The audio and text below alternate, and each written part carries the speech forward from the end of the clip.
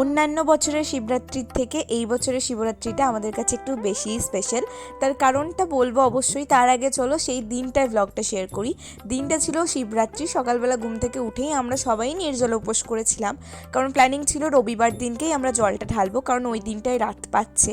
তাই জন্য সেরকমই সকাল থেকে সবাই নির্জলা উপোস। কিন্তু তারপরেই খবর আসে যে বৌদিকে নার্সিংহোমে অ্যাডমিট করতে হয়েছে, তার কারণ বৌদির আজকেই ডেলিভারি হয়ে যাবে। এবং তার খানিকক্ষণ বাদেই আমরা খবরও পেয়ে যাই যে আমাদের বাড়িতে নতুন মেম্বার এসে গেছে অলরেডি। যাই হোক, এখন আমরা যাচ্ছি হচ্ছে নার্সিংহোমের উদ্দেশ্যে, নতুন বাচ্চুকে দেখবো এবং অবশ্যই বৌদিকেও দেখবো। তাই জন্য গোটা ফ্যামিলি আমরা এখন বেরিয়ে যাচ্ছি নার্সিংহোমের উদ্দেশ্যে।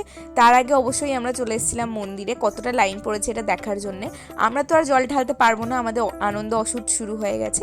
যাই হোক, চিন্তা নেই, আনন্দ তো একটা মনের মধ্যে ভীষণই কাজ করছে। শিবরাত্রিতে জল না ঢালতে পারলেও একটা বিশাল আনন্দ আমাদের মধ্যে কাজ করছে।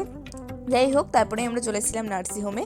আর এসেই আগে পুচকুটাকে দেখে নিয়েছি। ওর ফেসটা আমি এখনই তোমাদের সামনে শেয়ার করতে পারছি না, কারণ অবশ্যই ওর এখনও 21 দিন হয়নি। আগে 21 দিন কমপ্লিট হোক, তারপরে যদি বাড়ি থেকে পারমিশন পাই আমি অবশ্যই ফেসটা রিভিল করে দেবো। যাই হোক, নার্সিংহোমে ওকে দেখে তারপরে বৌদির সাথে একটু কথা বলে আমরা চলে এসেছিলাম বাড়িতে। বৌদিকে আমি ভিডিওতে নিইনি, কারণ বৌদি একটু উইক ছিল অবভিয়াসলি। যাই হোক, তারপরে আমরা বাড়ি চলে আসি। আর আজকের মতো এতটুকুই, দেখা হচ্ছে নেক্সট কোনো একটা মিনি ব্লগে। বাই।